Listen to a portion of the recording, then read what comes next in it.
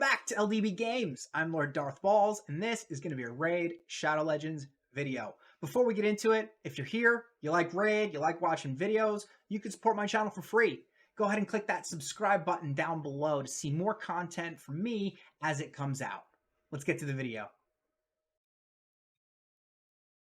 In this video, I'm going to highlight Royal Guard, another one of the biggest hitting champions in the game. So much so that I got two of them built.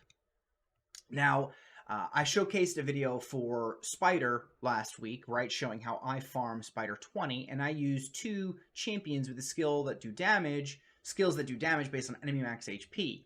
And I did show a variation that included Royal Guard, because his A2 is his real big ability. And that is an AoE attack that deals damage that increases according to the enemy's max HP. So against bosses like the Spider or the Dragon or Dark Fae or any of the Doom Tower bosses, it's going to do more damage because they have higher max HP. Now against champions in wave content and enemies in the arena, typically their HP is not very high, so he's not going to be doing a ton of damage.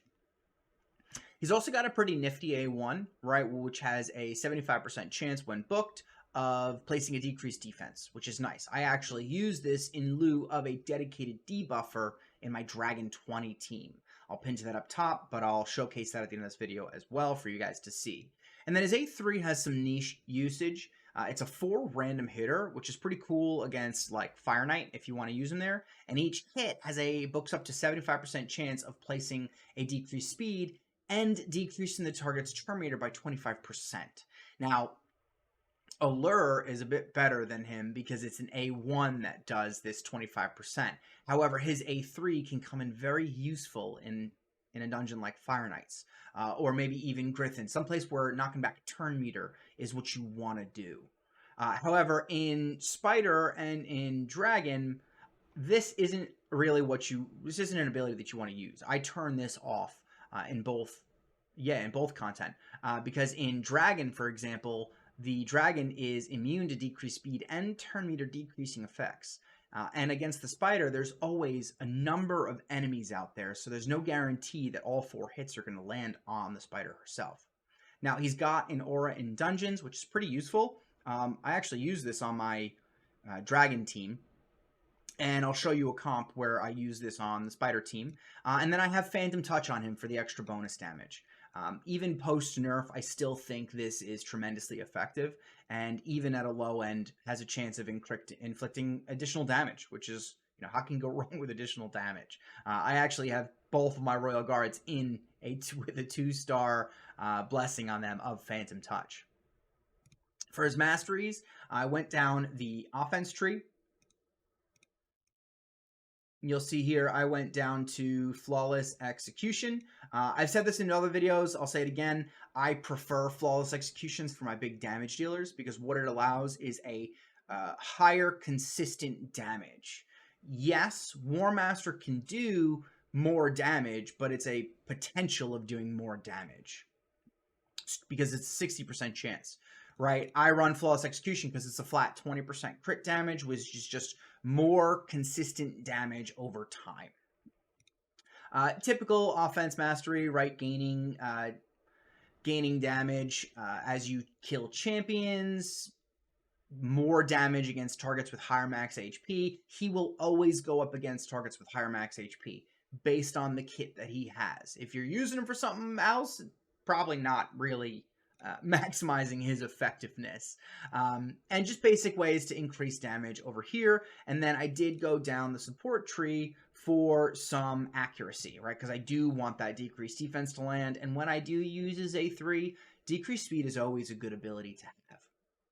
Now, my primary Royal Guard, how do I have him built, right? I have him built with about 4,600 attack. He's crit capped.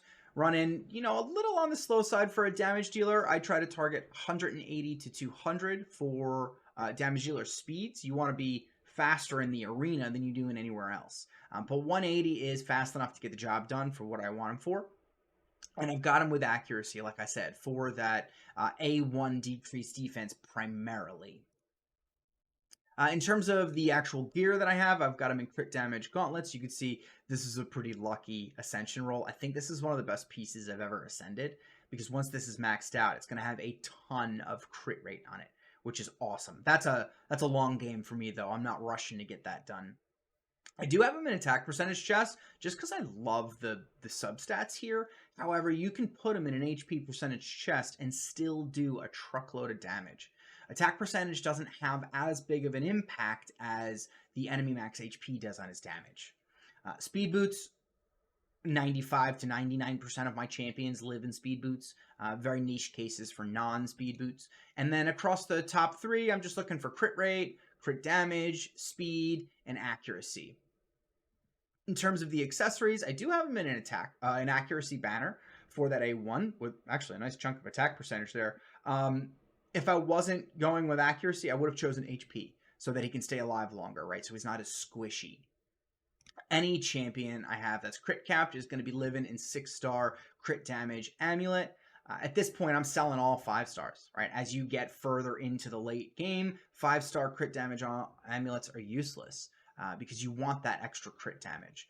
And then the ring I took for the refresh ability, because I typically lock out as a 3, which gives him every turn an extra 5% chance to proc another A2, to reset that cooldown, or rather every time he, it's a prevent skill cooldown, right? So every time he uses the ability, he's got a chance of stopping it from going on cooldown. And if I use his A3, right, it reduces the chance of me reducing his A2 naturally. Just to show you how I have the second one built, I think I may use him in a team. About 4,600 attack, right, almost crit cap, 250 crit damage, so in and around the same. And I didn't build him with accuracy because he only ever comes in to do damage. You can see I did actually do some of his masteries, not all of them, not that important to me. But he is fully booked, and he's also got that Phantom Touch aura on him. So let's take him into the Spider, because we do have a Spider tournament going on right now, both to get, you can get points for CVC, or rather in the morning, I think it's going to be over. When this launches, CVC may be over. But hopefully you've been running Spider up into this point, and you'll probably need to run Spider if you're going for the Fusion, or you will need to if you're going for the Fusion, because you'll want to be getting that, picking up that copy of the Rare. Now, this is the first team I'll showcase, which you can see is relatively free to play. The only real champions would be Royal Guard and Fane. Mordecai you can get as a new player with a promo code, and Syl is a free champion, I think 180 days in. Now, Syl comes in with her A2 for the stuns. So let's actually just run this before I flip the comp around and show you something alternative. Now, I bring in Mordecai for the AoE HP burn and Syl to control the Spiderlings. Because what I want is I want to give my Royal Guard and my Cold Heart the defense that they need to stay in the fight. I do want them to get their hits, but these two of them together won't do enough damage to kill the Spider. So what finishes off the Spider? All of those ticks of HP burn, right? Just burns that Spider right to the ground. Now, an alternative run, or an alternative team, I should say, is if you do have a second Royal Guard. Let's take out Mordecai and Syl and throw in that second Royal Guard. Now, you'll remember, my Cold Heart, who I did a guide on recently, I'll pin to that up top, has 320-something crit damage. And both of my Royal Guards have 250 crit damage. Right, so you can see all you need to complete this. And I've got, obviously I got Fane in there for the decreased defense and weaken on a single ability. She's a single target nuker, which is perfect for Spider, because I don't really care about the Lings having decreased defense and weaken. So she comes in, she puts the 2 debuffs on, and then I've got damage dealer 1, damage dealer 2, and damage dealer 3 to clear the fight. So pretty low budget Spider farm team. You can see it's 11 seconds. So it's pretty quick. Now, what I will say is, let's say you don't have a couple of them built, right? So how would you be able to do a team like this? Instead of the second Royal Guard, we all got, if you were around for it, so I apologize if you weren't, Ultimate Death Knight recently for free. for logging in. It was a great promotion Plarium did. Now, I actually don't want him to use that. And what Ultimate Death... Whoops. This is not going to run. What Ultimate Death Knight does is he comes in with his passive, right? Ultimate Death Knight passive is pretty OP.